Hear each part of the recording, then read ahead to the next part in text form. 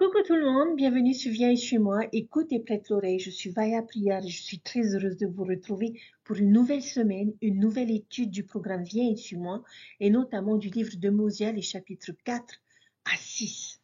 Chers frères et sœurs, je ne sais pas pour vous, mais moi personnellement, après ce que nous venons de vivre en ce week-end spécial, les 180 ans de l'évangile rétabli en Polynésie française et avec tout ce que nous avons pu entendre et recevoir, je ne pouvais pas éprouver davantage de reconnaissance vis-à-vis du Seigneur pour cette étude cette semaine, qui ne va être, chers frères et sœurs, qu'un écho et un rappel de ce que nous avons pu entendre de merveilleux tout au long de ce week-end.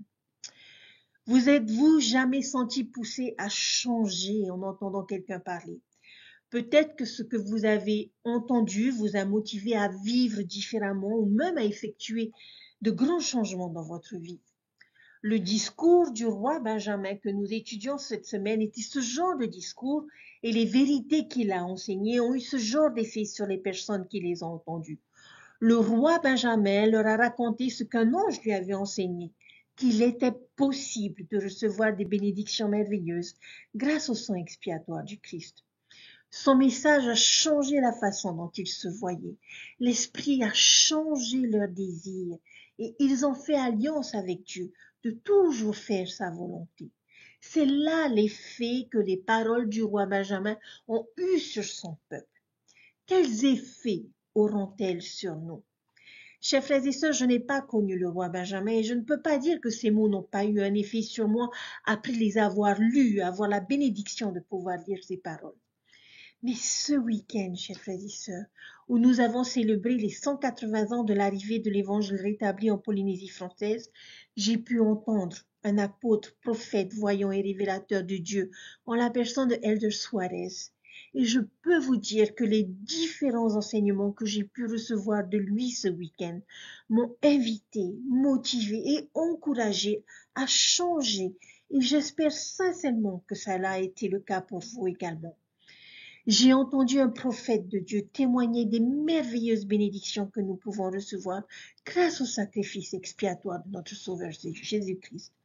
J'ai entendu un apôtre du Seigneur nous donner des conseils et nous montrer la voie que nous devons suivre pour devenir de meilleurs disciples et pour pouvoir bénéficier des bénédictions de notre Père Céleste et de notre Sauveur Jésus-Christ dans notre vie. Combien je suis reconnaissante pour ces dirigeants que nous avons aujourd'hui et que nous avons la bénédiction d'entendre de nos propres oreilles, sans que nous ayons à les lire. À lire leurs enseignements, lire un discours est une chose, mais pouvoir les entendre le message de la bouche d'un prophète et d'un apôtre est une véritable bénédiction.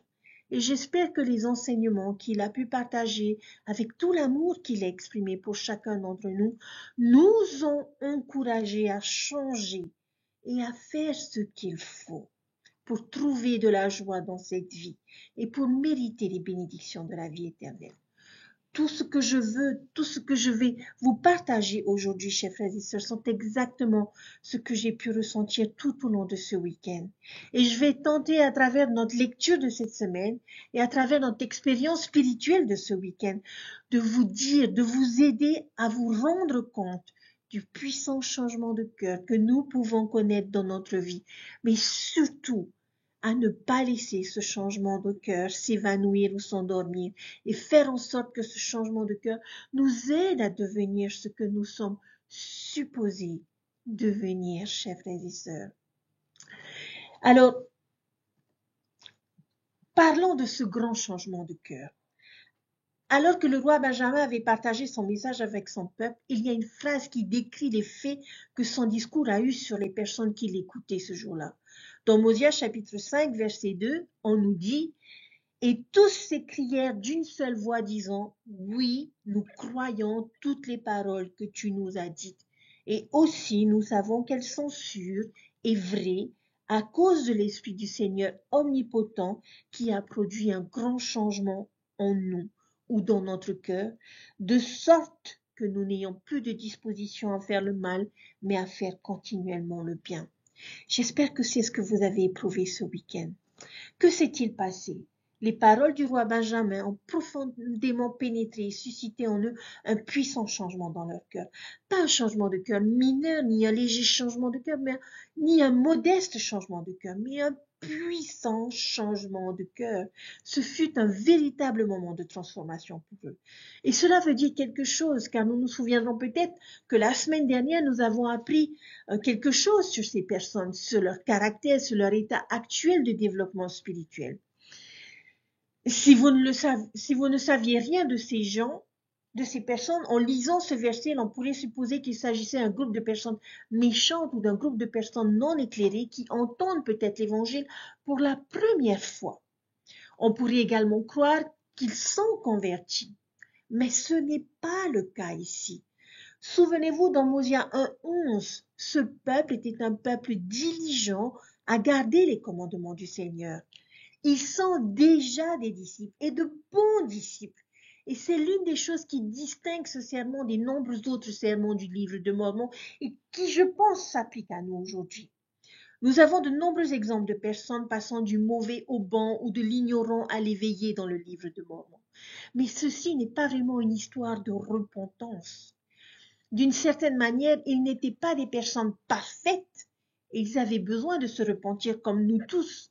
Ce n'est pas non plus une histoire de conversion parce que ce n'est pas la première fois qu'ils entendent la doctrine du Christ. Non, c'est l'histoire de personnes qui sont déjà des personnes fidèles, déjà sur le chemin du Christ comme vous et moi. Ce sont des membres de l'Église et des membres dévoués de l'Église. Et c'est la raison pour laquelle je pense que c'est un excellent enseignement à étudier parce qu'il est si pertinent et applicable à nous, à vous, à moi. Si vous regardez cette vidéo aujourd'hui, chers frères et sœurs, je suppose que c'est parce que vous souhaitez sincèrement en savoir plus sur le livre de Mormon et l'Évangile et que vous êtes un membre dévoué de l'Église ou un croyant du Christ. Et les personnes, en tant qu'instructeurs, les personnes à qui nous enseignons dans nos classes entrent probablement également dans cette catégorie. Nous pouvons nous identifier à ces personnes. Alors, comment un groupe de disciples dévoués du Christ peut-il connaître un grand changement de cœur? Que s'est-il passé? Quel a été le changement? Et plus encore, l'avons-nous vécu? Parce que apparemment, nous pouvons être de bons membres obéissants de l'Église sans en avoir fait l'expérience. Chers frères et sœurs, creusons nos Écritures. À partir du chapitre 4, le roi Benjamin vient de leur enseigner ce que nous avons étudié la semaine dernière. Nous l'avons vu les convaincre de leur dette éternelle envers Dieu. Nous l'avons entendu les avertir des dangers de se retirer de l'esprit.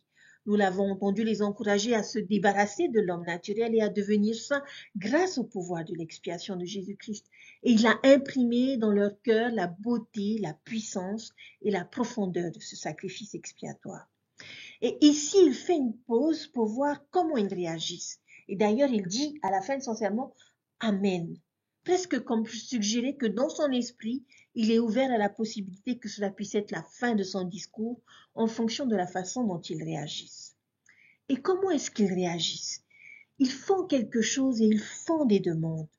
Que font-ils et quelles sont les 3 choses qu'ils demandent au Seigneur dans le chapitre 4, versets 1 et 2? Nous voyons qu'ils tombent à terre parce que la crainte du Seigneur ou un respect profond pour le Seigneur les a envahis. Au verset 2, nous voyons qu'ils ont été humiliés, se sont considérés dans leur propre état charnel, ne signifiant pas méchants, parce que rappelez-vous que ce sont des personnes diligentes et obéissantes, mais mortelles, déchus humains. Et juste là, les personnes expriment 3 demandes, 3 prières à Dieu. Quelles sont ces 3 demandes? La première, au verset 2, « Ô sois miséricordieux et applique le sang expiatoire du Christ afin que nous recevions le pardon de nos péchés et que notre cœur soit purifié car nous croyons en Jésus-Christ, le Fils de Dieu qui a créé le ciel et la terre et toute chose qui descendra parmi les enfants des hommes. » Quelles sont les 3 demandes? Vous les avez à l'écran. Sois miséricordieux en est une et applique le sang expiatoire du Christ afin que nous puissions recevoir le pardon de nos péchés en est une autre. Maintenant, je vais m'arrêter avec ces deux premières d'abord. Je pense que l'on peut regrouper ces deux premières demandes car à mon avis, elles sont fondamentalement les mêmes.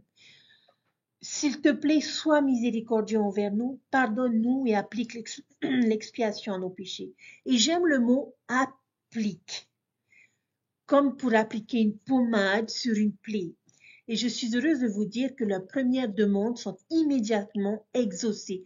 Dès le verset suivant, au verset 3, où il dit « Et il arriva que lorsqu'il eut dit ces paroles, l'Esprit du Seigneur vint sur elle, et elle fut remplie de joie, ayant reçu le pardon de ses péchés, ayant la conscience en paix à cause de la foi extrême qu'elle avait en Jésus-Christ qui allait venir, selon les paroles que le roi Benjamin lui avait dites. » N'est-ce pas merveilleux, chers frères et sœurs? Cela leur vient immédiatement. Et je crois que lorsque nous faisons cette demande, le pardon, la miséricorde nous parviennent également rapidement. C'est l'un des thèmes dominants du livre de Mormon. Le pardon rapide de Dieu lorsqu'il est recherché avec sincérité. Dieu aime pardonner, offrir sa miséricorde et appliquer le sang expiatoire de son Fils bien-aimé aux croyants humbles et fidèles en Jésus-Christ. Maintenant, rappelez-vous encore une fois que ce sont des personnes qui obéissent avec diligence. Par conséquent, même les personnes diligentes, obéissantes, doivent appliquer le sang expiatoire de Jésus-Christ tout autant que le fait l'âme rebelle qui revient au Christ. Nous avons tous besoin de cette miséricorde et de ce pardon. Nous avons tous besoin parce que, verset 29, finalement, je ne peux pas vous dire toutes les choses par lesquelles vous pouvez commettre le péché, car il y a divers voies et moyens, oui, tant que je ne peux les énumérer. Je veux dire qu'il y a des péchés d'omission et nous pouvons également pécher dans nos actes, dans nos paroles et même dans nos pensées, comme il le dit dans le verset suivant. Ce n'est pas censé être décourageant, chers frères et sœurs, c'est juste la réalité. La perfection est inaccessible dans cette vie. Nous avons tous besoin du sang expiatoire du Christ pour pouvoir être sauvés. Nous avons tous besoin d'être pardonnés. Et heureusement que le pardon arrive immédiatement. Et avec ce pardon vient la joie et la paix et de la conscience. Mais les gens avaient également une autre demande. Et c'est sur cette dernière demande que je veux vraiment me concentrer avec chacun d'entre vous.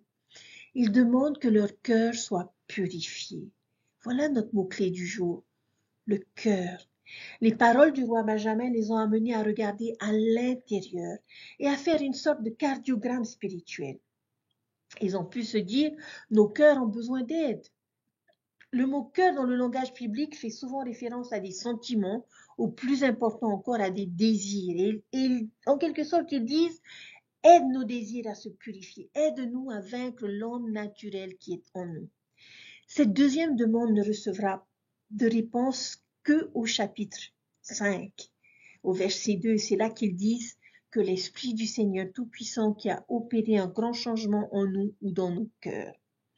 Ils ont alors le sentiment que leur demande a été accordée, que leurs cœurs ont été purifiés. Un puissant changement a eu lieu. Et quel est l'indicateur? La phrase suivante est essentielle à mon avis. Que nous n'ayons plus de disposition à faire le mal, mais à faire continuellement le bien. C'est là le grand changement. C'est purifier notre cœur, ce qui, à mon avis, semble suggérer que nous pouvons faire de bonnes choses, que nous pouvons faire preuve de diligence dans le respect des commandements de Dieu et que nous n'avons toujours pas expérimenté le grand changement. Nous avons toujours une disposition à faire le mal. Cela ressemble à un paradoxe. Mais pouvez-vous penser à des exemples dans les Écritures de personnes qui faisaient les bonnes choses, respectaient les commandements fondamentalement et qui avaient toujours une disposition à faire le mal? Ils n'avaient pas vraiment subi un grand changement de cœur. Je pense notamment à Lamon et Lémuel qui me viennent à l'esprit. Ils quittèrent Jérusalem, ils revinrent chercher des plaques, ils construisirent un bateau, ils voyagèrent vers la terre promise, mais tout au long de leur voyage, leur cœur n'a jamais changé. Les histoires, les unes après les autres, indiquent qu'ils avaient toujours une disposition à faire le mal. Les pharisiens à l'époque du Christ sont une autre excellente illustration de ce principe. Ils étaient considérés comme les plus justes de tous les Juifs parce qu'ils étaient incroyablement dévoués et stricts dans leur observance de la loi mosaïque. Ils faisaient toutes les bonnes choses, mais leur cœur était loin de Dieu. C'est pourquoi Jésus les poursuit avec tant de véhémence. Ils étaient un peuple diligent à garder les commandements de Dieu, mais leur cœur n'était pas pur. Souvenez-vous de la conversation nocturne que Jésus a eue avec Nicodème le pharisien. La première chose que Jésus lui dit, c'est Nicodème, tu dois naître de nouveau. Tu dois vivre un changement radical et tu ne l'as pas encore fait. Et Nicodème a été un peu choqué par cette déclaration du Sauveur parce que dans son esprit, il se disait, je fais tout ce que je dois faire. Je respecte la loi avec diligence. Ne devrais-tu pas dire cela, Jésus, à tous ces pécheurs, ces publicains, ces samaritains, ces juifs qui sont moins dévoués et qui ne vivent pas aussi strictement que moi? Et Jésus lui dit, ne t'étonne pas que je t'ai dit, tu dois naître de nouveau. Et c'est là que je mettrai l'accent dans ce verset. Oui, Nicodème, même toi, tu as besoin de vivre un grand changement dans ton cœur. Et avec cela, je ne dis pas que le peuple du roi Benjamin était comme l'amont et les muels ou les pharisiens. Je souligne simplement ces exemples pour montrer que faire uniquement les bonnes choses n'est pas vraiment ce que Dieu recherche, chers frères et sœurs. C'est notre cœur, nos envies, notre volonté. Désormais, les bonnes actions sont importantes, mais elles découlent de bons désirs. Elles en sont la racine et le fondement. Alors que peut-être que cela nous incite à nous poser cette question clé. Comment va mon cœur? Ai-je vécu ce grand changement? Permettez-moi de vous poser une question simple. Voulez-vous être un bon disciple? Je pense que c'est tout ce que nous devons nous demander. Avons-nous un désir profond et constant de faire ce qui est juste et une détermination à lutter pour ne pas céder à l'homme naturel? Nous ne regardons pas par-dessus notre épaule Sodome ou le bâtiment grand et spacieux avec l'envie de le vérifier. C'est le grand changement. Le désir de faire ce qui est bien, de ne plus avoir de disposition à faire le mal, mais à faire continuellement le bien. Non pas que nous fassions toujours le bien, mais que nous voulions faire le bien. Remarquez comment cette description est formulée. Ils ne disent pas que nous ne ferons plus le mal, mais qu'ils n'ont plus de disposition à faire le mal. Leurs cœurs ont été purifiés comme ils l'avaient demandé au verset 2. Et c'est peut-être Jésus qui l'a mieux décrit dans les béatitudes du sermon sur la montagne où il leur a dit, où il nous a dit, bienheureux ceux qui ont faim et soif de justice. Nous pouvons alors nous demander, chers frères et sœurs, est-ce que je ressens cette faim? Est-ce que je cherche à étancher cette soif?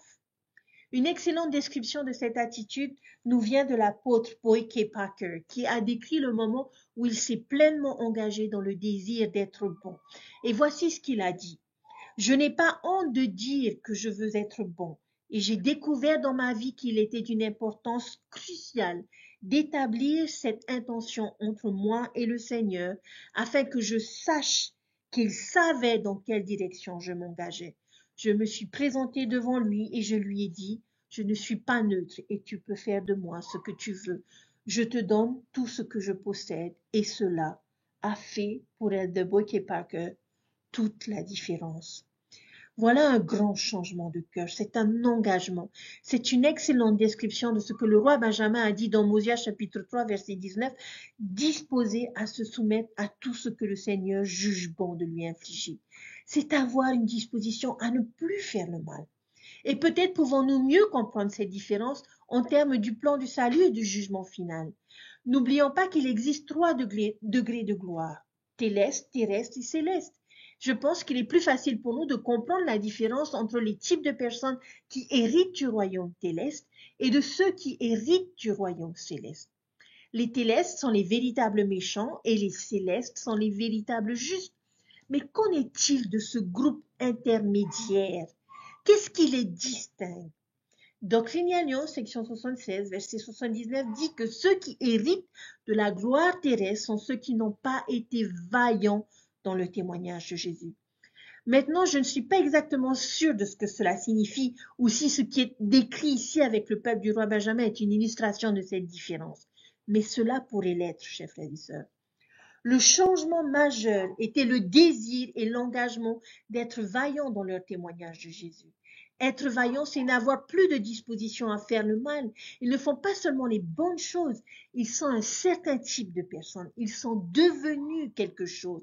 Ils sont devenus vaillants disciples du Christ. Peut-être un autre endroit dans les Écritures qui pourrait éclairer notre compréhension ici se trouve dans le sermon sur la montagne. Lorsque Jésus a présenté la loi supérieure à ses disciples, il leur a enseigné que l'ancienne loi consistait à ne tuer personne, mais que la loi supérieure consistait à ne même pas se mettre en colère. Il a enseigné que l'ancienne loi ne consistait pas à commettre l'adultère, mais que la loi supérieure consistait à ne même pas y penser ni à convoiter une autre personne. L'ancienne loi consistait à aimer son prochain, mais la loi supérieure consistait à aimer tout le monde, y compris ses ennemis. La loi supérieure prenait les choses au niveau du cœur, tandis que la loi plus ancienne concernait davantage les actions. Et je crois que ce que le roi Benjamin espérait accomplir avec son discours était d'inspirer son peuple à vivre cette loi supérieure. Et cela fonctionne parce qu'ils vivent ce changement. Ils sentent ce feu de vaillance monter en eux. Maintenant, si nous appliquons les Écritures à nous-mêmes, chers frères et sœurs, avons-nous déjà ressenti ce feu? Nous sommes-nous déjà sentis inspirés comme eux? Avons-nous déjà écouté un discours à l'église, à la conférence générale, à un coin de feu ou assisté à une leçon de l'école du dimanche ou une séance d'études personnelles des Écritures au cours de laquelle nous avons ressenti ce désir irrésistible d'être meilleur, de changer? Du genre, je ne veux plus jamais faire quelque chose de mal dans ma vie. Je veux être bon et m'engager avec vaillance sur le chemin des alliances et la doctrine du Christ.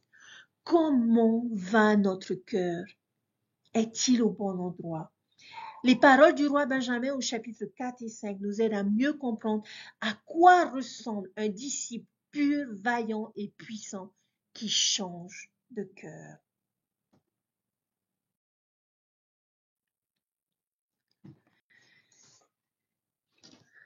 Alors, que faire pour être un disciple pur, vaillant et puissant qui change de cœur?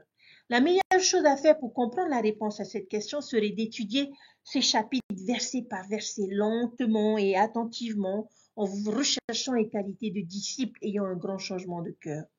Quelle qualité possède un disciple ayant un grand changement de cœur? À titre d'exemple, nous pouvons déjà compléter ce que nous avons appris dans le chapitre 5 au verset 2, qu'ils n'ont plus de disposition à faire le mal, mais à faire continuellement le bien. Maintenant, voyons ce que nous pouvons ajouter d'autre à cette liste. Verset 9, croyez en Dieu, croyez qu'il est et qu'il a tout créé tant dans le ciel que sur la terre. Croyez qu'il a toute la sagesse et tout le pouvoir, tant dans le ciel que sur la terre. Croyez que l'homme ne comprend pas tout ce que le Seigneur peut comprendre. Chers frères et sœurs, un disciple qui change de cœur est rempli de foi. Il croit en Dieu. Et non seulement il croit qu'il existe, mais il croit à des choses très importantes à son sujet. Il croit qu'il a créé toutes choses, qu'il est le concepteur et l'auteur de l'univers et du plan. Il croit qu'il sait tout. Il croit qu'il est tout puissant. Nous nous posons probablement de nombreuses questions sur la façon dont Dieu dirige l'univers. Nous pourrions même avoir un peu de mal avec sa façon de faire les choses. Mais un disciple ayant un grand changement de cœur comprend un principe très vital. Il croit que l'homme ne comprend pas tout ce que le Seigneur peut comprendre. Il est intéressant que cela soit répertorié dans le même souffle avec toutes ces autres vérités importantes sur notre Père céleste, des vérités fondamentales telles que son existence et son rôle de créateur. Cela souligne son importance. Nous devons reconnaître que nous n'obtiendrons pas tout tant qu'il y aura des questions que nous nous poserons dans cette vie et qui n'obtiendront pas de réponse, du moins pour le moment. Il y aura des choses qui nous dérouteront, nous décourageront, voire nous frustreront. Parfois, cependant, nous devons simplement reconnaître et avoir foi dans le principe selon lequel les voies de Dieu sont supérieures aux nôtres. C'est une conviction tout aussi importante que de croire qu'il existe un Dieu. Nous pourrions associer ce verset à quelque chose que Néphi a dit lorsqu'un ange lui a posé une question difficile dans 1 Néphi chapitre 11 verset 17. Il lui a dit « Je sais qu'il aime ses enfants ». en lui demandant que signifie la condescendance de Dieu. Cependant, je ne connais pas le sens de toute chose. Il y a une telle humilité dans cette déclaration, et peut-être ajouterai-je cette vérité particulière à la liste du roi Benjamin de choses que nous devons absolument savoir et croire au sujet de notre Père Céleste. Il est notre Créateur, il sait tout, il est tout-puissant, il comprend les choses que nous ne pouvons pas comprendre, et il est aimant. Verset 13. Et vous ne serez pas enclins à vous nuire les uns aux autres, mais à vivre en paix et à rendre à chaque homme selon son dû. Un disciple ayant un grand changement de cœur est un artisan de paix. Il ne cherche pas à blesser d'autres personnes. Il n'a même pas envie de le faire. Je ne veux blesser personne, je veux que tout le monde profite et vive en paix. Verset 14. Et vous ne souffrirez pas que vos enfants soient affamés ou nus. Et vous ne souffrirez pas non plus qu'ils transgressent les lois de Dieu et se battent et se querellent et servent le diable qui est le maître du péché ou qui est l'esprit du malin dont ont parlé nos pères, l'ennemi de toute justice. Verset 15. Mais vous leur enseignerez à marcher dans les voies de la vérité et de la sagesse. Vous leur enseignerez à s'aimer les uns les autres et à se servir les uns les autres. Merveilleux verset. Mais ces versets nous enseignent, chers frères et sœurs, qu'un disciple ayant un grand changement de cœur, en tout cas pour ceux à qui cela s'applique, cherche à être un bon parent, prennent soin de leurs enfants temporellement et spirituellement. Donnons-leur de la nourriture spirituelle, nourrissons-les des paroles du Christ. Verset 16. Et vous-même vous porterez aussi secours à ceux qui ont besoin de votre secours. Vous donnerez de vos biens à celui qui est dans le besoin et vous ne souffrirez pas que le mendiant vous adresse sa supplication en vain et ne le renverrez pas pour qu'il périsse. Un disciple ayant un grand changement de cœur, chers frères et sœurs, est charitable. Il vient en aide à ceux qui en ont besoin. Secourir signifie courir pour aider quelqu'un. Alma utilise ce mot dans le chapitre 7 au verset 12 pour décrire ce que le Sauveur fait pour nous par le pouvoir de son sacrifice expiatoire.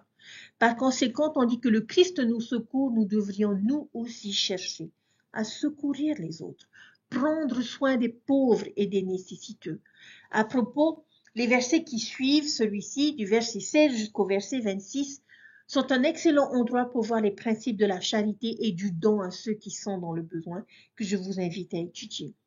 À quelle chose devons-nous réfléchir lorsque nous voyons quelqu'un mendier ou implorer notre aide ou qui est manifestement dans le besoin? Je ne vais pas prendre le temps d'approfondir ces principes, mais je vous encourage, chers frères et sœurs, à le faire dans votre étude personnelle et à rechercher la réponse dans ces versets. Nous avons donc notre liste des indicateurs du puissant changement de cœur. Un vaillant disciple du Christ cherche à cultiver un puissant changement de cœur.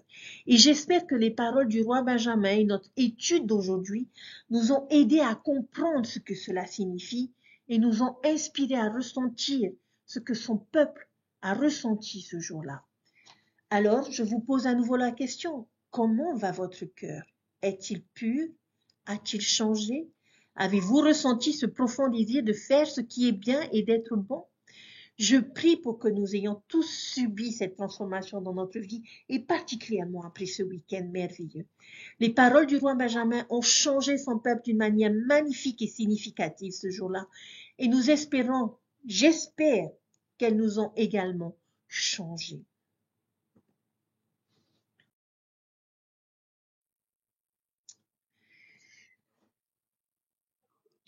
Avoir un changement de cœur est une bonne chose, mais ce n'est que la moitié du message de ces chapitres, parce que certains ont peut-être une question en tête en ce moment. Cela signifie-t-il que quelqu'un qui a connu un profond changement de cœur n'aura plus jamais de lutte avec l'homme naturel, qu'il ne péchera plus jamais, qu'il ne font que du bien continuellement? Évidemment que la réponse à ces questions est non. Croyons-nous honnêtement que le peuple du roi Benjamin n'a plus jamais rien fait de mal après ce jour? Je ne pense pas que ce soit réaliste ni même possible. Alors le deuxième message sur lequel nous devons nous concentrer dans notre étude est « Ok, J'ai ressenti un grand changement dans mon cœur. Je veux être un bon disciple, vraiment, profondément. Mais maintenant quoi? J'aimerais vous faire part d'une petite analogie. Avez-vous déjà participé à une épreuve ou un sport d'endurance? Quelle a été votre expérience? Vous savez, le genre de sport où l'épreuve consiste avant tout à avancer, à faire des efforts sur une longue période. Et le défi consiste à savoir qui peut déployer le plus d'efforts sur cette longue période. Et d'ailleurs, à ce sujet, il y a l'histoire d'un homme qui s'appelle Cliff Young, un producteur de pommes de terre australien, sorti de nulle part, pour remporter l'épuisant marathon de 540 miles de Sydney à Melbourne à l'âge de 61 ans. Il a concouru contre des athlètes professionnels dont la plupart étaient nettement plus jeunes et avaient plus de formation. Il n'était pas le coureur le plus rapide. Il n'avait pas non plus un style de course très élégant. Mais il a gagné parce qu'il était prêt à continuer à courir pendant que ses concurrents dormaient. Avec un rythme lent, régulier et laborieux, pendant des heures et des heures, une fatigue persistante et une somnolence, il a finalement pu terminer la course presque 2 jours plus vite que quiconque auparavant. Il a battu le précédent record et il a gagné en endurant ce que personne d'autre n'était prêt à endurer. Le roi Benjamin avait quelque chose à dire sur le fait de supporter un autre type de course. Même si nous n'aimons pas la course, comme moi par exemple, l'escalade ou les sports d'endurance, nous devons tous maîtriser les principes de l'endurance spirituelle. Et Elder Suarez nous a enseigné concernant cette endurance spirituelle. Aussi important que soit l'expérience d'un grand changement de cœur, il est tout aussi important, sinon plus, de préserver cette détermination, ce feu, ce dévouement.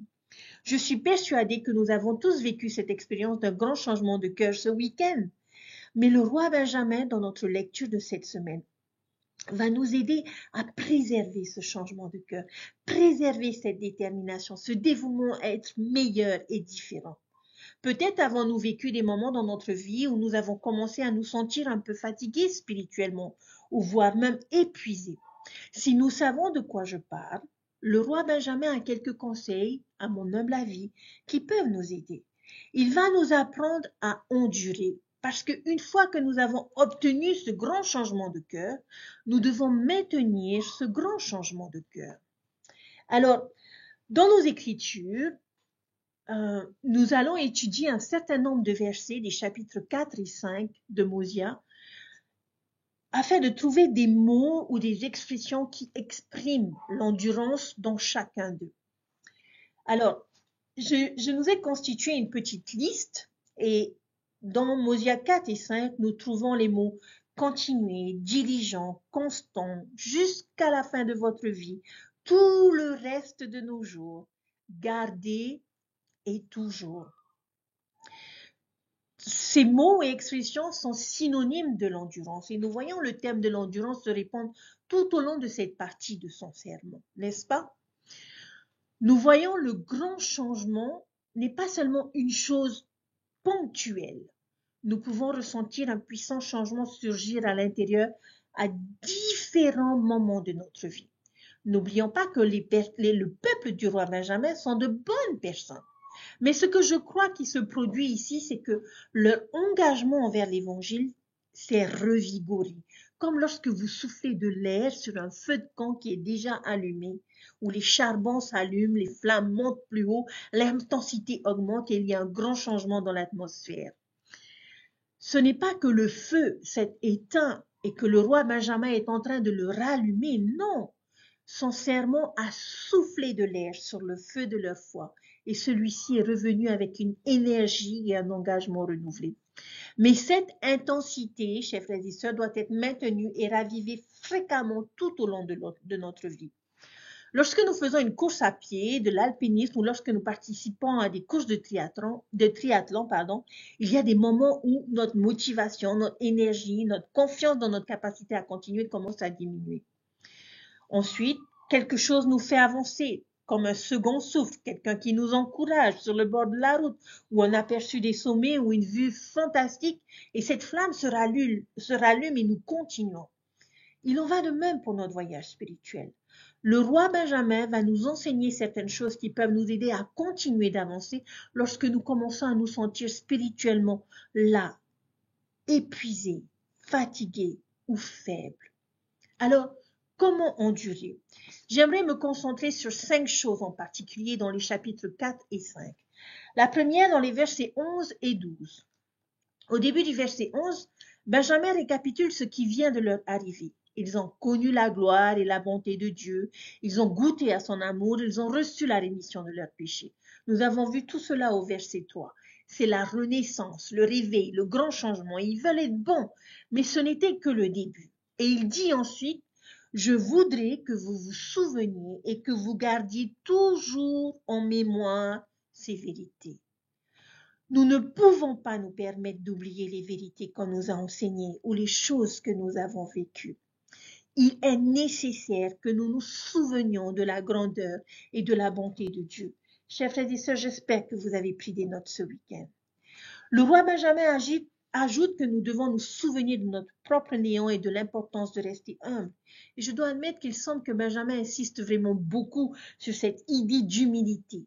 Peut-être même un peu plus fort que ce à quoi nous serions à l'aise avec la plupart des publics auxquels nous nous adresserions.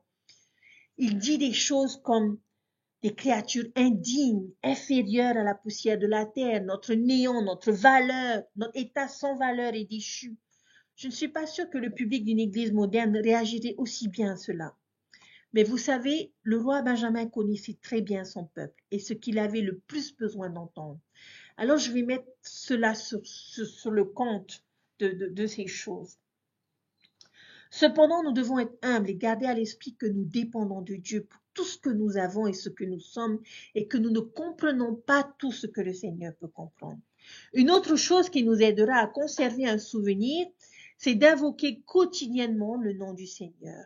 La prière continue est un élément clé du souvenir et l'une des bénédictions les plus intéressantes pour garder son souvenir est la promesse qu'il retiendra quelque chose. C'est une voie à double sens. Que retiendra-t-il si nous retenons? La réponse se trouve au verset 12.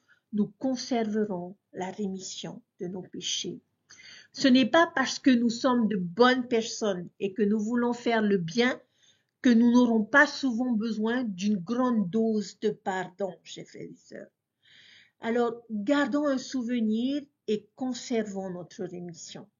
Cette bénédiction du pardon continu m'aide à me souvenir et à endurer. Conserver un souvenir nous aidera à endurer. Mosia chapitre 5 verset 5, dans ce verset, qu'est-ce que les personnes disent qu'ils sont prêts à faire? Ils sont prêts à conclure une alliance. Qu'est-ce que l'alliance? Être obéissant à ses commandements tout le reste de leur jour. Les alliances renforcent la détermination. Il n'est pas étonnant qu'ils fassent partie de la doctrine du Christ, une partie essentielle du chemin de Dieu. Les alliances nous donnent la force d'endurer lorsque les choses deviennent difficiles. Et c'est ce que nous avons entendu dans les messages ce week-end. Si nous ne sommes pas disposés à faire une promesse lorsque les choses vont bien, alors qu'est-ce qui nous fait penser que nous aurons la force de continuer lorsque les choses se compliquent? Nous concluons donc une alliance et notre Père Céleste a ajouté des rituels, des symboles et des expériences physiques à ces alliances pour les rendre encore plus mémorables pour nous. Et nous les appelons des ordonnances. Et ils s'imposent comme des moments spéciaux et significatifs dans notre vie. Des choses comme le baptême, les ablutions, les vêtements, la dotation, les scellements. C'est comme quand on se marie avec quelqu'un. Premièrement, nous tombons amoureux, il y a cette excitation et cette émotion qu'on ne supporte presque pas d'être loin de cette personne. Nous vivons un profond changement de cœur et c'est intense. Et dans cet enthousiasme, que faisons-nous? Eh bien, nous avons une cérémonie où des promesses sont faites, un engagement est pris et c'est très mémorable.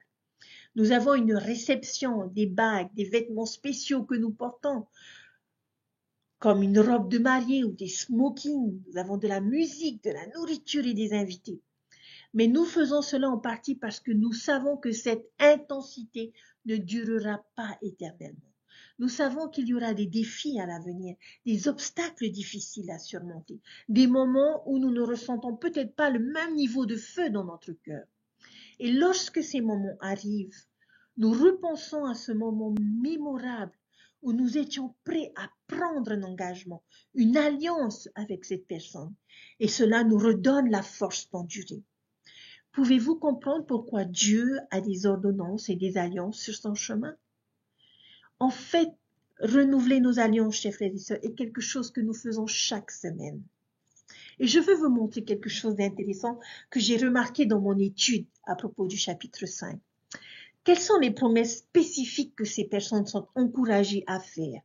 Regardez les 3 versets suivants et dites-moi si vous le voyez. Verset 5, verset 8 et verset 12. Au verset 5, être obéissant à ses commandements en toutes choses. Verset 8, prendre sur nous le nom du Christ. Et verset 12, se souvenir de toujours garder le nom écrit dans notre cœur. Où voyons-nous ces engagements être pris?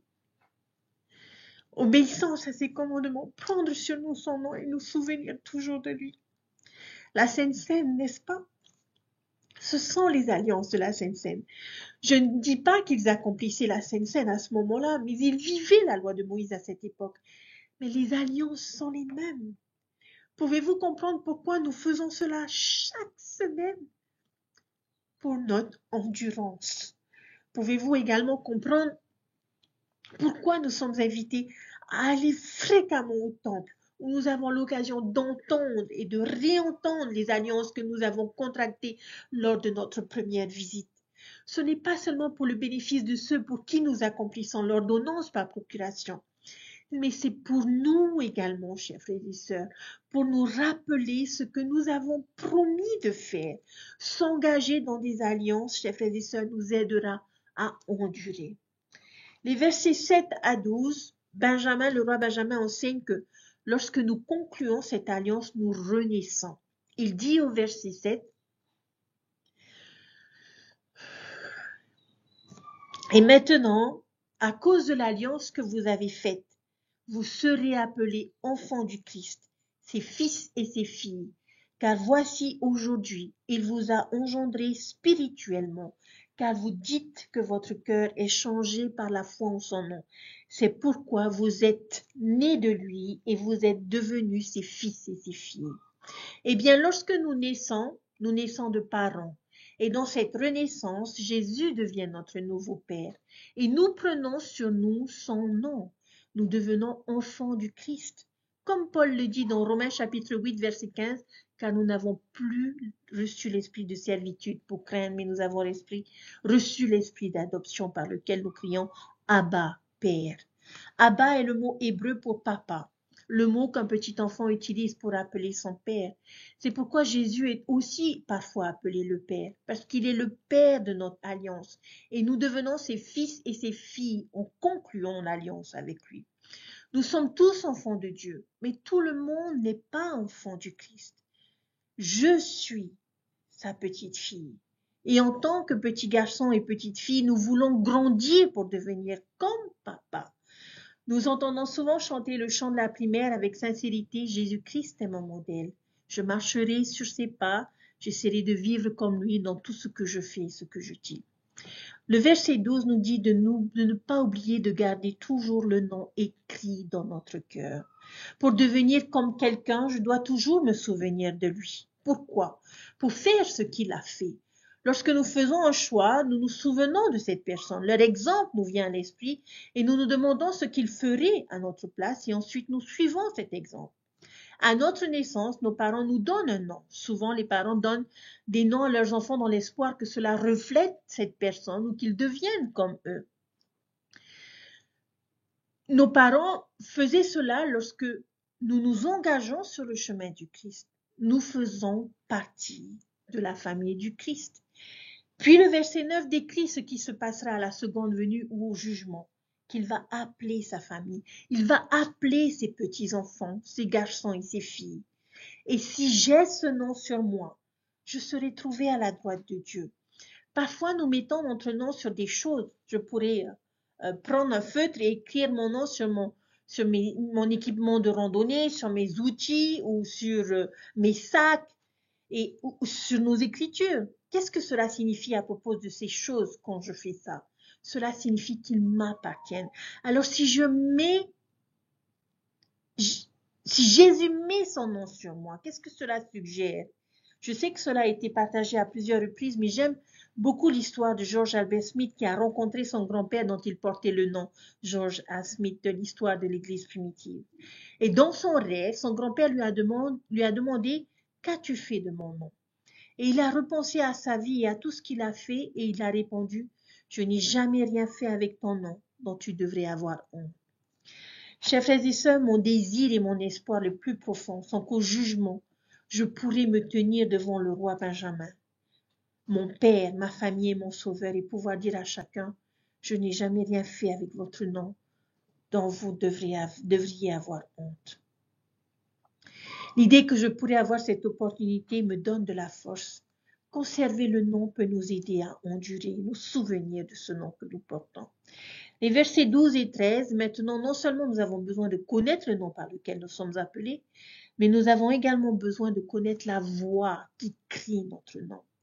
Benjamin nous demande, au verset 12, je vous le dis, je voudrais que vous vous souveniez de toujours retenir le nom écrit dans votre cœur, afin de ne pas vous trouver à la gauche de Dieu, mais que vous entendiez et connaissiez la voix par laquelle vous serez appelés, et aussi le nom par lequel il vous appellera.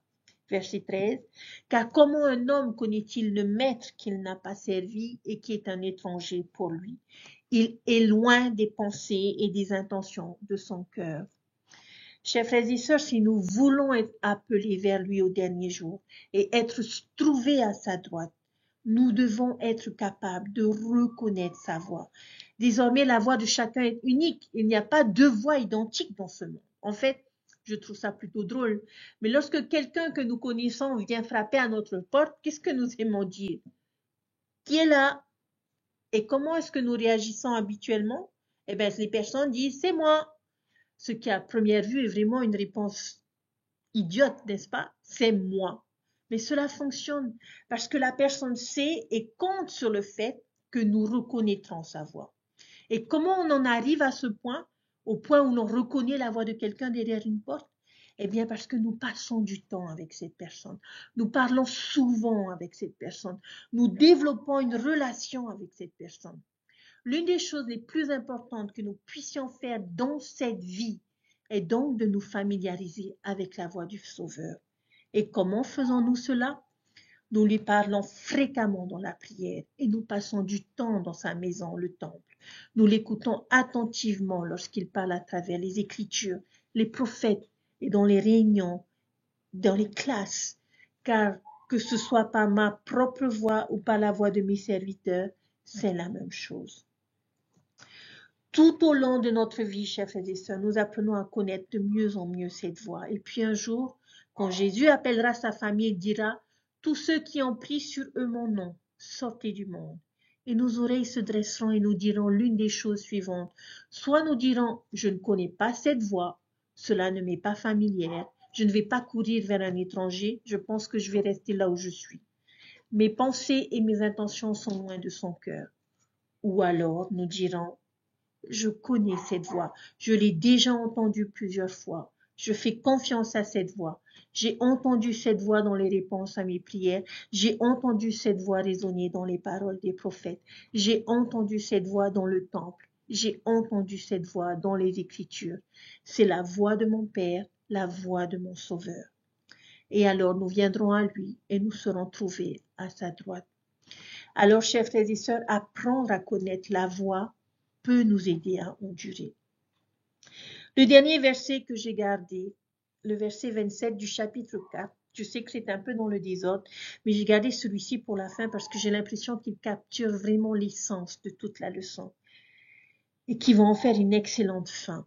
Benjamin dit au verset 27, « Et veillez à ce que tout cela se fasse avec sagesse et ordre, car il n'est pas requis que l'homme court plus vite qu'il n'a de force.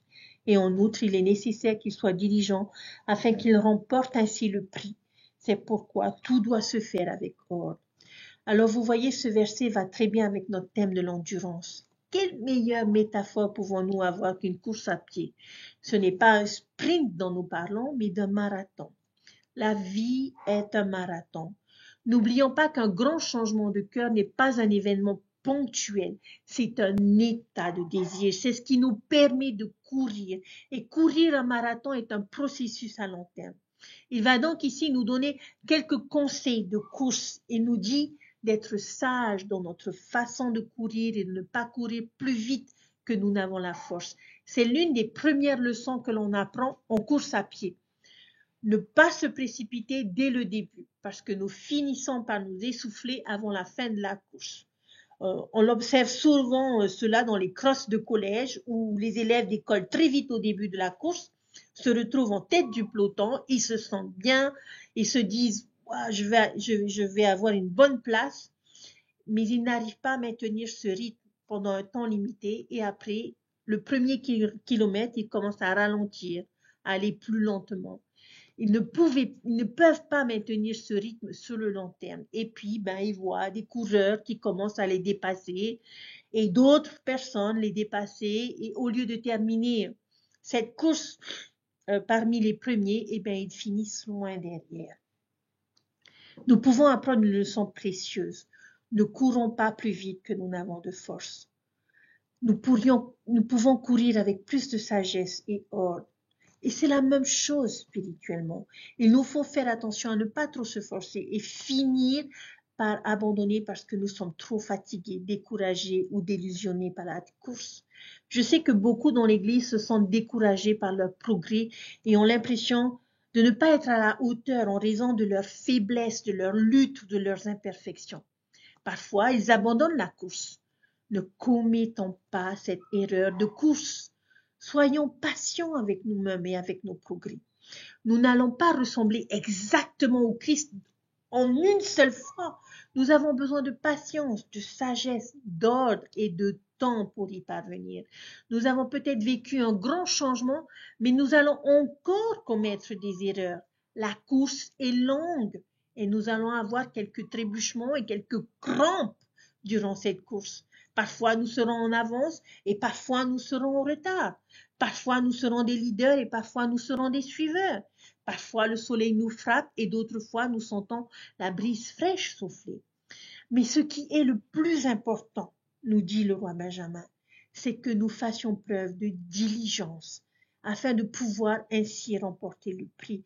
Et c'est le secret de cette course, chers frères et sœurs. La clé est l'endurance.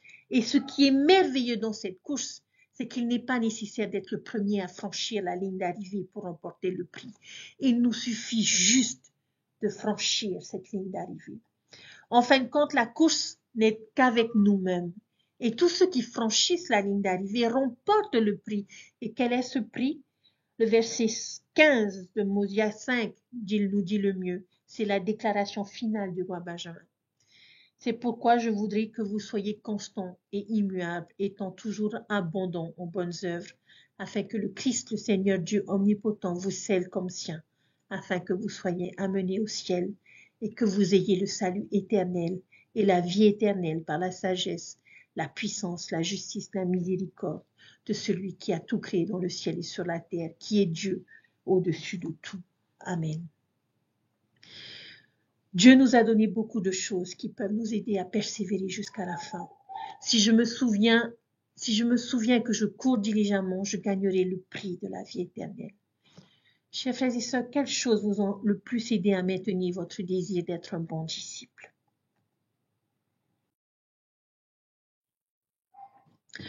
Un homme nommé Ernest Shackleton, célèbre explorateur de l'Antarctique. Son histoire de survie est incroyable et sa famille avait une devise dans laquelle j'aime beaucoup et que je m'efforce de vivre par moi-même. Et la devise était « Par l'endurance, nous vaincrons ».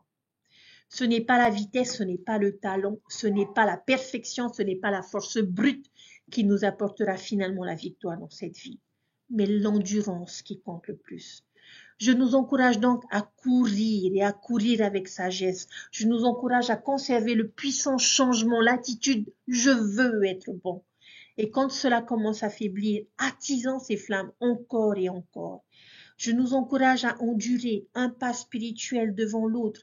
Et si nous le voulons, en courant avec patience et sagesse, pas plus vite que nous n'en avons la force. Et je peux vous promettre que nous vaincrons, nous arriverons à conquérir l'homme ou la femme naturelle et nous vaincrons Satan. Et grâce à l'expiation de Jésus-Christ, nous vaincrons également le péché et la mort. Et Dieu nous scellera non seulement en tant que fils ou filles de Dieu, ce que nous sommes tous, mais en tant que fils ou filles du Christ, notre Rédempteur. Chers frères et sœurs, je ne sais pas si c'est votre cas, mais en tout cas pour moi, cette étude de ces chapitres de Mosia ne sont que l'écho de ce que Elder Suarez nous a enseigné tout au long de ce week-end du CN 180 en Polynésie française pour nous. Pour vous qui ne faites pas partie de la Polynésie, sachez que cet apôtre a partagé avec nous ici, ce qu'il a partagé avec nous ici en Polynésie sont les mêmes enseignements que nous découvrons ou que vous découvrirez dans votre étude de Viens et suis-moi de cette semaine.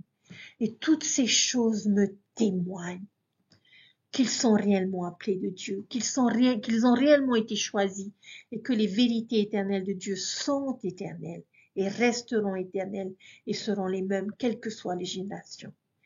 Chers frères et sœurs, Dieu nous aime et nous donne des apôtres, des prophètes pour nous guider en ces derniers jours, pour nous faire part de l'évangile de notre Sauveur Jésus-Christ et de son évangile qui permet le salut de chacun d'entre nous. Le fait d'accepter les paroles prononcées, de recevoir le témoignage de leur véracité et d'exercer notre foi au Christ produit ce grand changement de cœur et une détermination ferme à progresser et à devenir meilleur. Les caractéristiques fondamentales de la conversion consistent à connaître un grand changement de cœur, à être disposé à faire continuellement le bien et à avancer dans le chemin du devoir, à marcher avec circonspection devant Dieu, à respecter les commandements et à servir avec une diligence inlassable. La conversion, chers frères et sœurs, est un processus continuel et non un événement ponctuel causé par une expérience puissante ou spectaculaire. Ligne sur ligne, précepte sur précepte, progressivement, nos motivations, nos pensées, nos paroles, nos actions s'alignent sur la volonté de Dieu. La conversion au Seigneur exige à la fois de la persévérance et de la patience. Henry B. Eyring a enseigné ceci. La véritable conversion se produit si on la recherche librement, avec foi au prix de grands efforts et de douleurs. Ensuite, c'est le Seigneur qui peut accorder le miracle de la purification et du changement. En conjuguant nos efforts avec la capacité du Seigneur de nous changer, nous pouvons devenir de nouvelles créatures. Jésus-Christ nous a donné un modèle continu de changement. Il nous exhorte à faire preuve de foi en lui, ce qui nous incite à nous repentir, lesquels foi et repentir produisent un changement de cœur. Lorsque nous nous repentons et dirigeons notre cœur vers lui, nous acquérons un plus grand désir de contracter des alliances sacrées et de les respecter. Nous persévérerons jusqu'à la fin en continuant de mettre ces principes en application tout au long de notre vie et en demandant au Seigneur de nous changer. Persévérer jusqu'à la fin signifie changer jusqu'à la fin. Et je témoigne que grâce à Jésus-Christ, nous pouvons changer. Nous pouvons ajuster nos habitudes, modifier nos pensées, raffiner notre personnalité pour devenir davantage semblable à lui. Et avec son aide, nous pouvons continuer de changer, chers frères et sœurs. Dieu vit et Dieu nous aime. Et combien je lui suis reconnaissante de la bénédiction que nous avons eue, nous, membres de l'Église de Jésus-Christ des derniers jours en Polynésie française, d'avoir la présence d'Elder Suarez et ses merveilleux enseignements. Et j'ai pu voir que ce qu'il nous a enseigné, ce que le roi Benjamin nous enseigne, ont produit un changement dans notre cœur. Soyons conscients de ce changement, chers frères et sœurs, et que ce ne soit pas juste un événement ponctuel, mais que nous ayons le désir de nourrir ce changement, de ne pas le laisser s'atténuer ou disparaître, mais de faire ce qu'il faut en suivant les enseignements que nous trouvons dans le livre de Mormon. Le livre de Mormon est vraiment la parole de Dieu, chers frères et sœurs.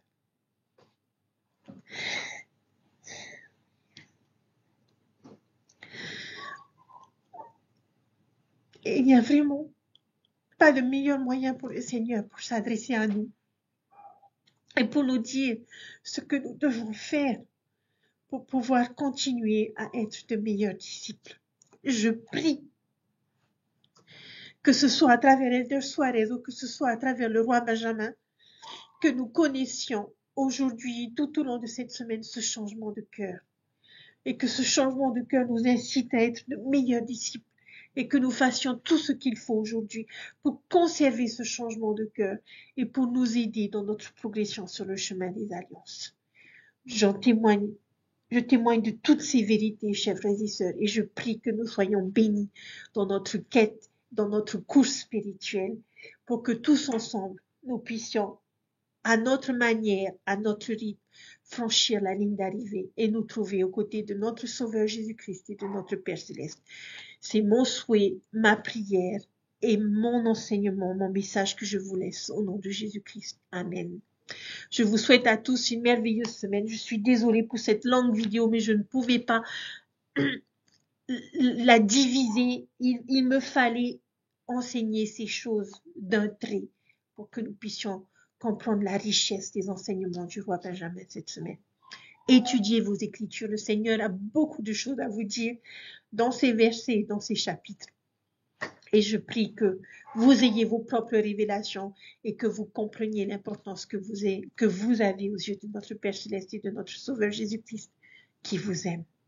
Bonne semaine à tous, bonne étude et que chacun de nous puissions vivre ce merveilleux changement de cœur. Je vous dis à très vite. Bye.